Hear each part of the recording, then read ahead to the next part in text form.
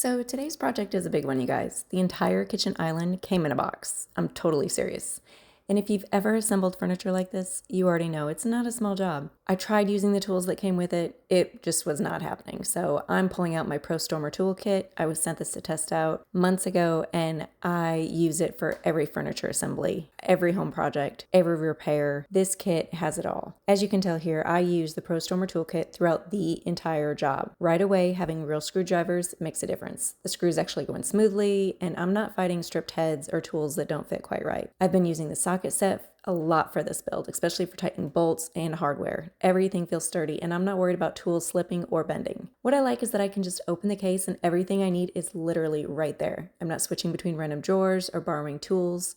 It made the whole process way less frustrating. This kit works really well for bigger furniture builds like this because you need different tools at different stages. Screwdrivers, wrenches, measuring tape, and they're all included. The grips are comfortable too, which matters when you're assembling something this big. You're using the tools for a while and your hands aren't cramping up. As the island started to come together, it's obvious how much easier this was with the proper tools. Everything lines up better, tightens correctly, and just feels more secure. This is exactly the kind of project where a full toolkit pays off.